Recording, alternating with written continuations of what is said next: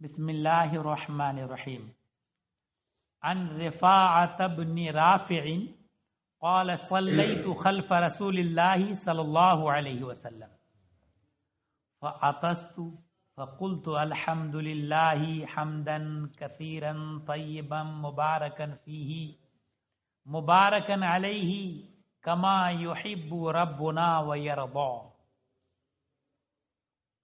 حضرت رفاعہ ابن رافع سے روایت ہے، انہوں نے کہا کہ میں نے رسول اللہ صلی اللہ تعالی علیہ وسلم کے پیچھے نماز ادا کی، یعنی ان کی اقتداء میں۔ فعطست، مجھے چھینک آ گئی، فقلت، تو چھینک آنے پر میں نے یہ پڑھا، کیا؟ الحمدللہ حمدا کثیرا طیبا مبارکا فیہ مبارکن علیہ کما یحب ربنا ویرضا۔ یہ دعا انہوں نے پڑھی نماز کی حالت میں۔ فلما صلی رسول اللہ صلی اللہ علیہ وسلم، جب رسول اللہ صلی اللہ تعالی علیہ وسلم نے نماز پوری کی، انصرف، متوجہ ہوئے، فقال من المتکلم فی الصلاۃ، نماز میں یہ بولنے والا کون ہے، یعنی کس نے یہ دعا پڑھی نماز کی حالت میں؟ فلم یتکلم احد، تو کسی نے کلام نہیں کیا، کسی نے کچھ بتایا نہیں۔ حضرت رفاعہ تو یہ کہ میں نے خود اس لیے نہیں بتایا کہ شاید نماز میں جو میں نے پڑھا یہ کچھ گڑبڑ ہو گیا، اور دوسرے حضرات نے بھی یہ نہیں بتایا کہ ہو سکتا ہے کہ ان کی سے جو یہ کام ہوا وہ غیر مناسب ہو گیا کہ کہیں نبی کریم صلی اللہ علیہ وسلم کی ناراضگی کا سبب ہو، تو سب خاموش رہے۔ ثم قالها الثانیہ، پھر نبی کریم صلی اللہ تعالی علیہ وسلم نے دوبارہ یہی جملہ فرمایا، من المتکلم فی الصلاۃ، نماز میں یہ بولنے والا کون ہے؟ فلم یتکلم احد، کسی نے کچھ نہیں کہا، پھر بھی دوسری مرتبہ۔ ثم قالها الثالثہ، تیسری بار پھر نبی کریم صلی اللہ تعالی علیہ وسلم نے فرمایا یہی جملہ۔ تو اب ان حضرات کو سمجھ میں آئے کہ نہیں، کچھ ایسی بات نہیں ہوئی ہے جس سے کہ ناراضگی کا سبب ہو۔ فقال رفاعہ، تو حضرت رفاعہ نے کہا، انا یا رسول اللہ، اے اللہ کے رسول، میں نے یہ جملہ کہا۔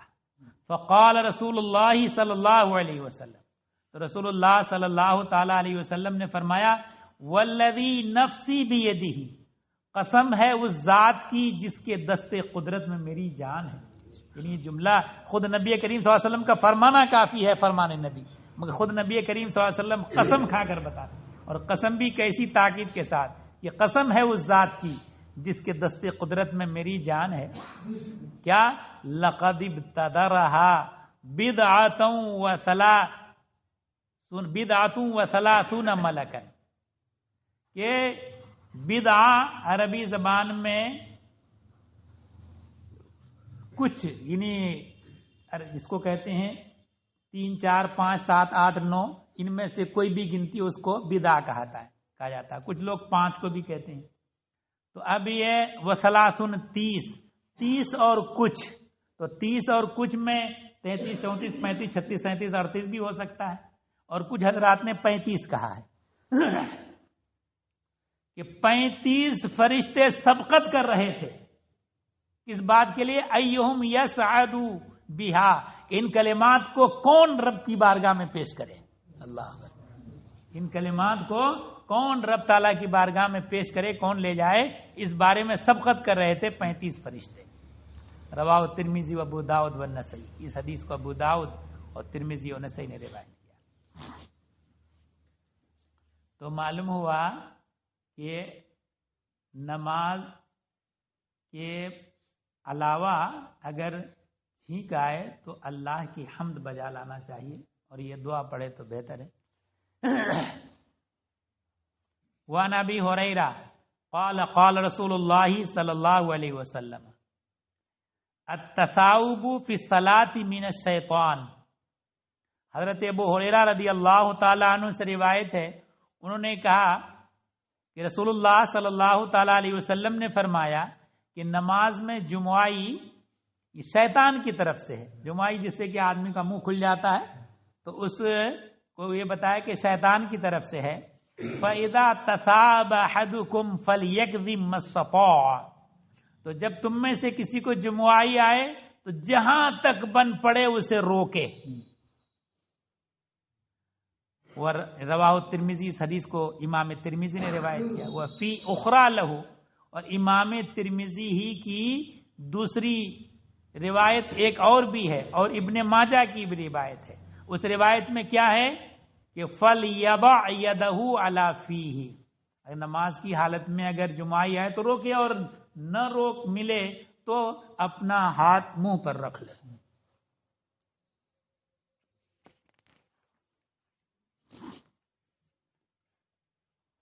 وعن کعب بن عجرہ قال قال رسول اللہ صلی اللہ علیہ وسلم اذا توضأ احدکم فاحسن وضوءه ثم خرج عامدا الى المسجد فلا يشبكن بين اصابعه فانه في الصلاة. حضرت کعب ابن عجرہ سے روایت ہے، انہوں نے کہا کہ رسول اللہ صلی اللہ تعالی علیہ وسلم نے فرمایا کہ جب تم میں سے کوئی شخص وضو کرے تو اچھا وضو کرے. اچھا وضو کرنے کا مطلب یہ ہوا کہ کامل وضو کرنا. وضو کرنے میں جن جن اعضاء کو دھونا ہے ہر عضو کو کامل طور پر دھونا اور 3 بار دھونا، یہ ہے اچھا وضو. اچھا وضو کرے. ثم خرج عامدا الى المسجد، پھر نماز کے ارادے سے مسجد کی طرف جائے. نماز کا ارادہ ہے اور نماز کے ارادے سے مسجد کی طرف جائے. فلا یشبکن بین اصابعہ، تو اپنی انگلیوں کا جال نہ بنائے. ایسے انگلیوں کو پھانس کر کے ایسے ایسے یہ نہ کرے. گھر سے وضو کر کے چل رہا ہے، مسجد جا رہا ہے نماز ادا کرنے کے لیے، تو پھر انگلیوں کو دوسری انگلیوں میں ڈال کر کے یہ جو جال بناتے ہیں یہ نہ بنائے. یہ منع کیا گیا ہے. کیوں منع کیا گیا ہے؟ کہ حالت نماز میں یہ جال بنانا، انگلیوں کو دوسری انگلیوں میں ڈالنا، یہ منع ہے، کراہت ہے اس میں.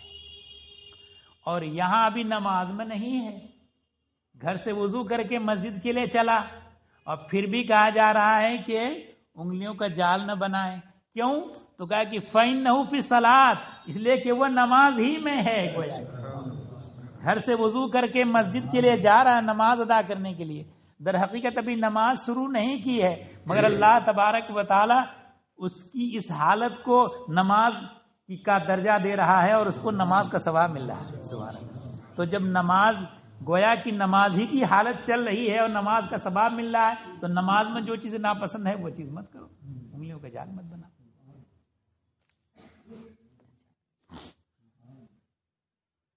رواہ احمد و ابو داؤد و ترمذی و نسائی و دارمی. اس حدیث کو امام احمد نے اور ابو داؤد نے اور ترمذی نے اور نسائی نے اور دارمی نے روایت کیا.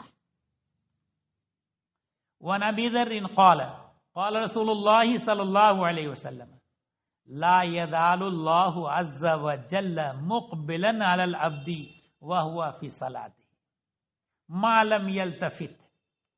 حضرت ابو ذر رضی اللہ تعالی عنہ سے روایت ہے، انہوں نے کہا کہ رسول اللہ صلی اللہ تعالی علیہ وسلم نے فرمایا کہ اللہ عز و جل بندے پر تجلی فرماتا ہے، رحمت فرماتا ہے. کب؟ اس حال میں کہ وہ نماز میں ہو، بندہ اپنی نماز میں ہو تو اللہ تبارک و تعالی اس پر تجلی فرماتا ہے. کب تک؟ معلوم یلتفت، جب تک کہ ادھر ادھر متوجہ نہ ہو. نماز کی حالت میں ادھر ادھر اگر کر رہا ہے تو پھر اللہ تبارک و تعالی کی رحمت اس سے اعراض کر جاتی ہے.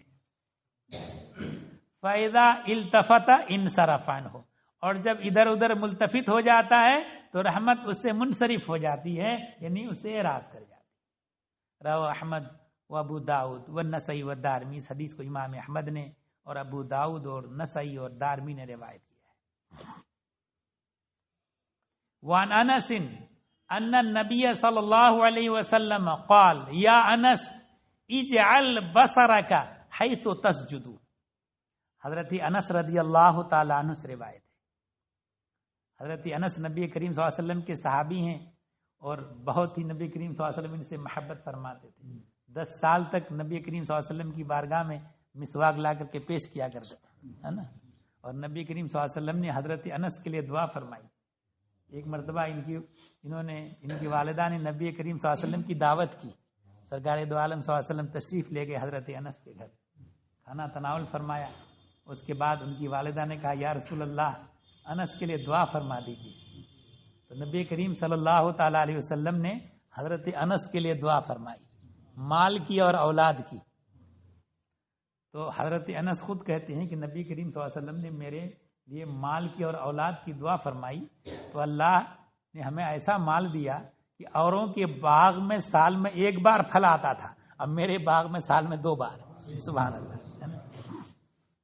اور اولاد کی دعا فرمائی تو اللہ نے اتنی اولاد دی. اولاد سے مراد یہاں یعنی بیٹا پوتا نواسا وغیرہ سب شامل ہیں، ہے نا. تو اپنے اللہ نے اتنی اولاد دی کہ 80 کو تو دفن کر چکا ہوں، 120 اب بھی موجود ہیں، ہے نا. اپنی زندگی میں اتنی اللہ نے ان کو اولاد عطا فرمائی. تو حضرت انس ہی سے روایت ہے ان النبی صلی اللہ علیہ وسلم قال یا انس، نبی کریم صلی اللہ تعالی علیہ وسلم نے فرمایا کہ اے انس اجعل بصرک حیث تسجد. نماز جب پڑھتے ہو تو اپنی نگاہ اس جگہ رکھو جہاں سجدہ کرتے ہو.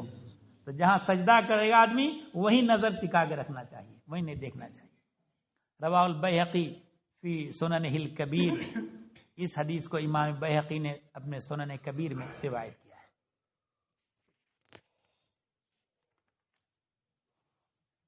وعنہ قال قال لی رسول اللہ صلی اللہ علیہ وسلم. انہی سے روایت حضرت انس ہی سے. انہوں نے کہا کہ قال لی رسول اللہ صلی اللہ علیہ وسلم، رسول اللہ صلی اللہ تعالی علیہ وسلم نے مجھ سے فرمایا یا بنیا، اے میرے بیٹے، ایاک والالتفات فی الصلاۃ، اپنے کو نماز میں ادھر ادھر متوجہ ہونے سے بچاؤ. فإن الالتفات فی الصلاۃ ہلاکۃ، اس لیے کہ نماز میں ادھر ادھر متوجہ ہونا ہلاکت ہے. ہلاکت کے کئی معنی، ایک معنی ہلاکت کا موت بھی ہے اور ایک معنی ہلاکت کا محرومی بھی ہے.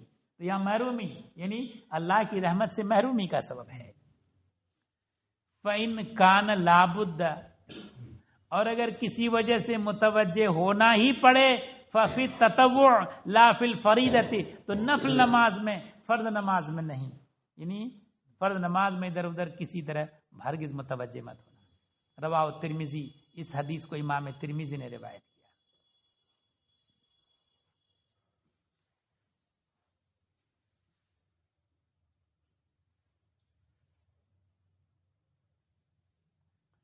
وعن عدی بن ثابت عن ابیہ عن جدہ رفعہ قال العطاس والنعاس والتثاؤب فی الصلاۃ.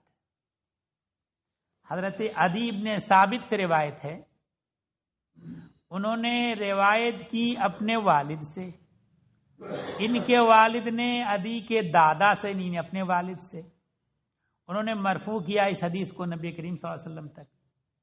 کہا العطاس والنعاس والتثاؤب فی الصلاۃ، نماز میں چھینکنا، اونگھنا اور جمعائی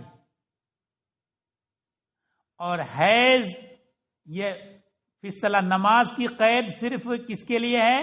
اوتاس یعنی چھینک اور اونگ اور جمعائی کے لیے. اور باقی جو بعد میں آ رہا ہے اس کے لیے نماز کی قید نہیں. والحید والقی والرعاف من الشیطان، یہ شیطان کی طرف سے ہے. معلوم ہوا کہ ان 6 چیزیں بتائیں، 6 چیزوں میں 3 چیزیں اوتاس یعنی چھینک اور اونگ اور جمعائی، یہ تینوں چیزیں نماز میں ہوں تو شیطان کی طرف سے ہیں. اور باقی جو ہے حید اور قی اور رعاف، یہ شیطان کی طرف سے ہے. یہ نماز کی قید نہیں ہے، اس لیے کہ حید نماز کی حالت میں تو ہو ہی نہیں سکتا کہ حید کی حالت میں عورت نماز نہیں پڑھ سکتی ہے. قے سے بھی وضو ٹوٹ جاتا ہے، نقصر سے وضو ٹوٹ جاتا ہے. رواہ ترمذی، اس حدیث کو امام ترمذی نے روایت کیا.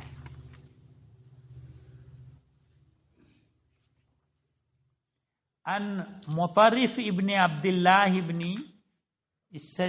سخیر عن ابیہ قال اتیت النبی صلی اللہ علیہ وسلم وهو يصلي ولجوفه عزیز كعزیز المرجل.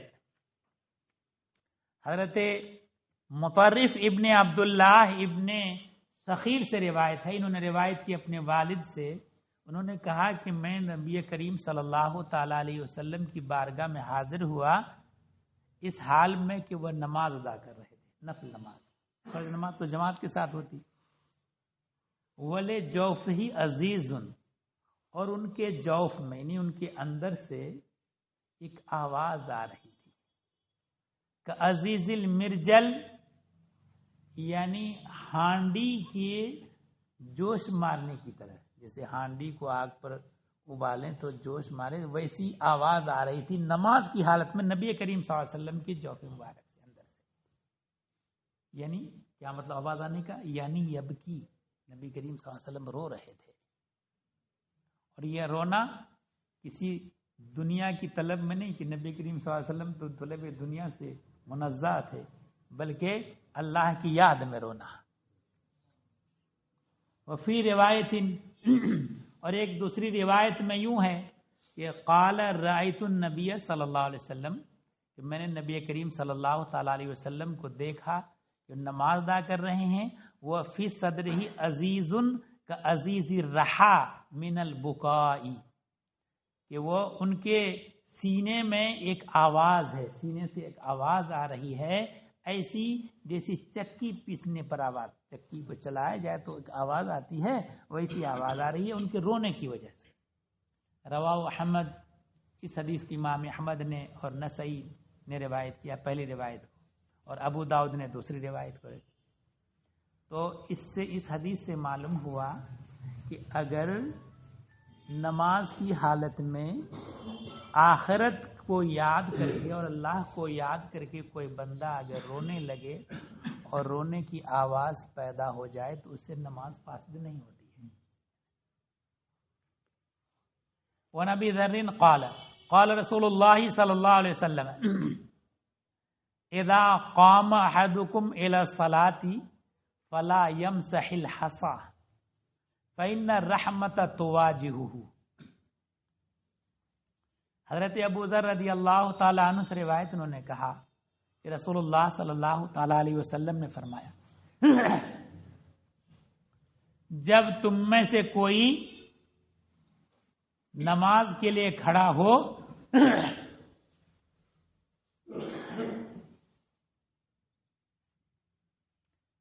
نماز شروع کرے، نماز کے لیے کھڑا ہو، فلا یمسح الحصى، تو کنکریوں کو ایسے ہموار نہ کرے. فإن الرحمت تواجہہ، کیونکہ رحمت اللہ کی اس کی طرف متوجہ ہے. آج کل سنگ مرمر کا فرش لگا ہوا ہے، اس پر قالین بچھا ہوا ہے، تو نماز پڑھنے میں لوگ گرانی محسوس کر رہے ہیں. اس زمانے میں چھوٹی چھوٹی کنکریاں پڑی ہوتی تھی زمین پر، آج کی طرح چکنا فرش نہیں تھا، اور نماز پڑھنے میں اسی میں پیشانی رکھی، چوبتی پیشانی، تو کچھ حضرات ایسے کر کے برابر کر کے اس میں پیشانی، تو کہ جب نماز شروع کر لو تو اب اس کو برابر مت کرو، اس لیے کہ رحمت اللہ کی متوجہ ہے. رواہ احمد و ترمذی، اس حدیث کو امام احمد نے اور امام ترمذی اور ابو داؤد اور نسائی اور ابن ماجہ نے روایت کی. وان ام سلمۃ قالت رأى النبی صلی اللہ علیہ وسلم غلاما لنا یقال له افلح. حضرت ام سلمہ رضی اللہ تعالی عنہا سے روایت ہے، ام المومنین، نبی کریم صلی اللہ علیہ وسلم کی زوجہ اور تمام مومنین کی ماں ہیں حضرت ام سلمہ رضی اللہ تعالی عنہا. تو ام المومنین حضرت ام سلمہ رضی اللہ تعالی عنہا سے روایت ہے، انہوں نے کہا رسول اللہ صلی اللہ تعالی علیہ وسلم نے ایک لڑکے کو دیکھا جس کو کہا جاتا تھا افلاح، اس کا نام افلاح تھا، اذا سجد نفخ، جب سجدہ کرتا وہ کر کے پھونک مارتا، اس کے بعد سجدے میں جاتا. فقال، تو نبی کریم صلی اللہ تعالی علیہ وسلم نے فرمایا، یا افلاح ترب وجہک، اے افلاح اپنی پیشانی مٹی پر رکھو، یعنی پھونک مار کر کے نہیں بلکہ مٹی پر رکھو اپنی پیشانی. کہ مٹی پر رکھنا یہ اللہ تبارک و تعالی کی بارگاہ میں تواضع اور انکساری زیادہ ہے، غالب ہے اس میں. رواہ ترمذی، اس حدیث کو امام ترمذی نے روایت کیا ہے. وعن ابن عمر رضی اللہ عنہما قال قال رسول اللہ صلی اللہ علیہ وسلم الاختصار فی الصلاۃ راحت اہل النار. حضرت ابن عمر رضی اللہ تعالیٰ عنہ سے روایت انہوں نے کہا کہ رسول اللہ صلی اللہ تعالیٰ علیہ وسلم نے فرمایا کہ نماز میں کمر میں ہاتھ رکھنا، ایسے کر کے کوئی کمر پہ جو ہاتھ رکھنا، اختصار کہا جاتا اس کو، یہ اہل جہنم کی راحت ہے.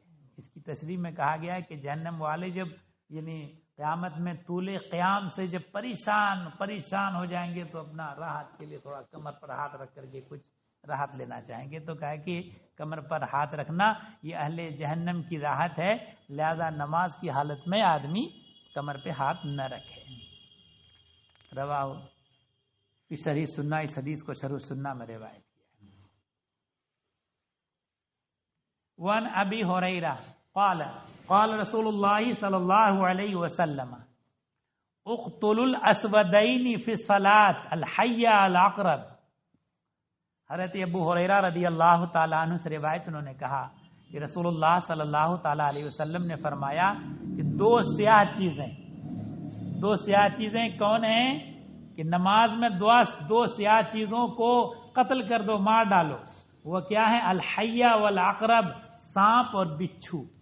سانپ، نماز کی حالت میں اگر تم نے سانپ کو دیکھ لیا اور بچھو کو دیکھ لیا تو اسے مار دو. اس حدیث کی تشریح میں اہل علم کے درمیان اختلاف بہت ہے. بعض حضرات کہتے ہیں کہ نماز کی حالت میں اگر سانپ اور بچھو نظر آ جائے تو اس صورت میں اگر ایک یا دو قدم چل کر، ایک یا دو ضرب سے اگر مار دے تو نماز فاسد نہیں ہوگی عمل قلیل سے، اور اس سے زیادہ کرے گا تو نماز فاسد ہو جائے گی. دوسرے حضرات یہ کہتے ہیں کہ نماز کی حالت میں سانپ اور بچھو کو اگر دیکھ لو تو اس صورت میں یہ مطلب نہیں کہ نماز فاسد نہیں ہوگی، بلکہ اس سانپ اور بچھو کو مار دو، نماز فاسد ہو جائے گی مگر اس میں گناہ نہیں ہے. کوئی آدمی نماز شروع کر لے تو نماز شروع کرنے کے بعد اس نماز کو چھوڑ دینا، وہیں قطع کر دینا حرام ہے. یہ بات شروع کرنے کے بعد اس کو پورا کرنا ہے. نماز شروع کر لی تو پورا کرنا واجب ہو جاتا ہے، بیچ میں نہیں چھوڑ سکتے. بیچ میں چھوڑیں گے گنہگار ہوں گے، حرام ہے نماز کو بیچ میں چھوڑنا. لیکن اگر نماز کی حالت میں سانپ یا بچھو آ جائے، اور کچھ چیزیں اور بھی ہیں، جیسے کہ کوئی نابینا جا رہا ہے اور آگے کنواں ہے، یہ نماز کی حالت میں اور وہ جانے میں گر پڑے گا تو صورت میں اس پر لازم ہے کہ نماز توڑ کر کے اس آدمی کو، اندھا کو کنویں سے بچا لے. کوئی پانی میں ڈوب رہا ہے اور نماز میں ہے اور یہ اس کو ڈوبنے سے بچا سکتا ہے تو یہ نماز توڑ کر کے بچا لے وغیرہ ذالک. یہ کچھ ایسی چیزیں ہیں کہ جن حالت میں نماز توڑنے پر کوئی گناہ نہیں ہوتا ہے. تو اسی میں یہ بھی ہے کہ سانپ یا بچھو، ظاہر سی بات ہے کہ وہ سانپ بچھو کسی کو ڈس لے، بچھو ڈنک مار دے تو ہلاکت کا خطرہ ہے، تو ایسی صورت میں وہ مار سکتا ہے. رواہ احمد و ابو داؤد و ترمذی، اور اس حدیث کو امام احمد نے اور ابو داؤد نے ترمذی نے روایت کیا ہے، اور امام نسائی نے اسی معنی کی اور دوسری حدیث روایت کی ہے.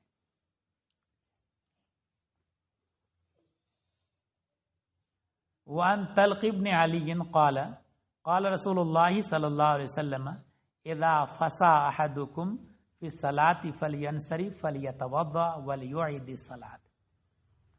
اگر حضرت طلق ابن علی سے روایت ہے، انہوں نے کہا کہ رسول اللہ صلی اللہ تعالی علیہ وسلم نے فرمایا کہ جب تم میں سے کسی شخص کی حالت نماز میں ریا خارج ہو جائے تو چاہیے کہ وہ پلٹے اور وضو کرے اور نماز کا اعادہ کرے۔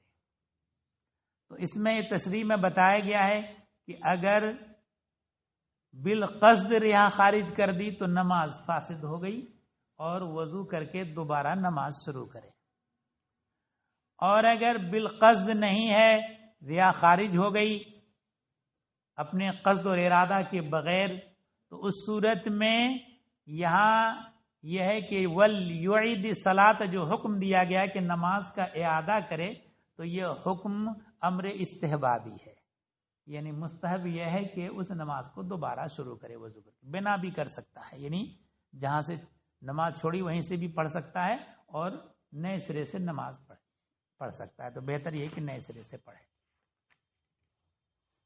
روا ابو داؤد، اس حدیث کو ابو داؤد نے روایت کیا اور ترمذی نے کچھ زیادت اور کمی کے ساتھ روایت کیا ہے۔ وعن عائشہ رضی اللہ عنہا انہا قالت قال النبی صلی اللہ علیہ وسلم اذا احدث احدکم فی صلاتہ فلیاخذ بانفہ ثم لینصرف۔ حضرت عائشہ صدیقہ رضی اللہ تعالی عنہا سے روایت ہے، انہوں نے کہا کہ نبی کریم صلی اللہ تعالی علیہ وسلم نے فرمایا، جب تم میں سے کسی شخص کا وضو نماز کی حالت میں ٹوٹ جائے تو چاہیے کہ اپنی ناک پہ کو پکڑے اور پھر وہاں سے نکل آئے وضو کرنے کے لیے۔ تو ناک کو پکڑنے کا کیا ہوا کہ ناک پکڑنے کا کیا مطلب ناک پکڑ کے نکل آئے؟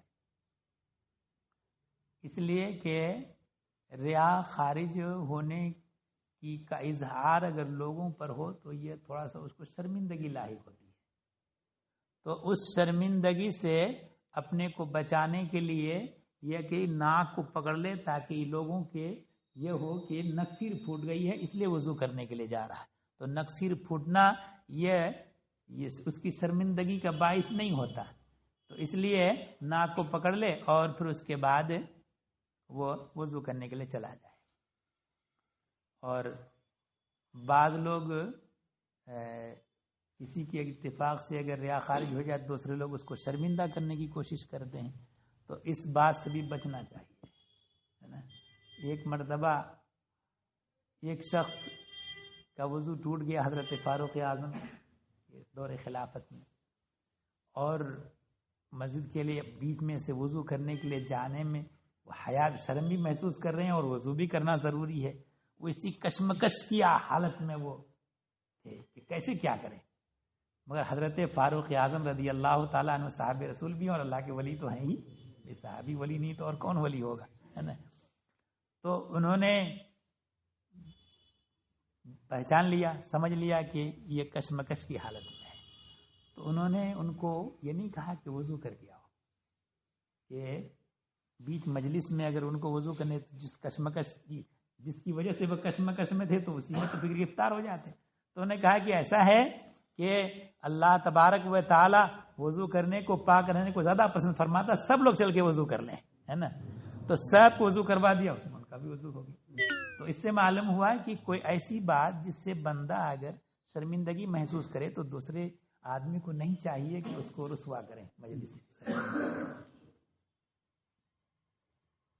وعن عبداللہ ابن عمرو قال قال رسول اللہ صلی اللہ علیہ وسلم اذا احدث احدکم وقد جلس فی آخر صلاتہ قبل ان یسلم فقد جازت صلاتہ۔ حضرت عبداللہ ابن عمرو سے روایت ہے، انہوں نے کہا کہ رسول اللہ صلی اللہ تعالی علیہ وسلم نے فرمایا کہ جب تم میں سے کسی کا حدث لاحق ہو جائے اور اس حال میں کہ وہ نماز کے آخر میں بیٹھا ہو، قعدہ اخیرہ میں ہو، اور حدث کب لاحق ہو؟ وہ قبل ان یسلم، سلام پھیرنے سے پہلے، یعنی اور یہ حدث بالقصد لاحق ہوا، یعنی بالقصد اس نے ایسا کر دیا، فقط جازت صلاتہ، تو اس کی نماز پوری ہو گئی. اچھا، اس ایسے یہ حدیث تھوڑا اس کی سند جو ہے ضعیف ہے، مگر اس کی توجیہ بھی ہو سکتی ہے. اس حدیث کی نماز پوری ہو جانے کا مطلب یہ ہوا کہ فرض ادا ہو گیا، لیکن سلام پھیرنا واجب ہے، وہ سلام تو پھیرا نہیں، اس لیے سلام نہ پھیرنے کی وجہ سے نماز واجب الاعادہ ہو گئی. جب نماز واجب الاعادہ ہو گئی تو اس نماز کو دوبارہ پڑھنا پڑے گا. اب یہیں سے ایک مسئلہ اور بھی نکلتا ہے کہ نفس فرض ادا ہو چکا ہے، نماز سلام نہ پھیرنے کی وجہ سے واجب الاعادہ ہو گئی، دوبارہ پڑھنا واجب ہے، فرض ادا ہو چکا مگر ادائیگی واجب ہے. تو ایسی نماز جب دوبارہ پڑھی جائے تو واجب ادا کرنے کے لیے پڑھی جائے گی، فرض ادا کرنے کے لیے نہیں. لہذا جو شخص اس سے پہلے والی نماز میں شریک نہیں تھا اس نماز میں شریک ہوگا، اس کی نماز نہیں ہوگی، کیونکہ وہ فرض پڑھے گا اور یہ نماز واجب ادا کی جا رہی ہے. تو واجب پڑھنے والے کے پیچھے فرض ادا کرنے والے کی نماز درست نہیں ہوتی. تو یہ مسائل اس لیے بھی بیان کر دیے گئے ہیں تاکہ بہت سے مسائل جو آگے پیش آئیں گے ان کا حل بھی نکل آئے.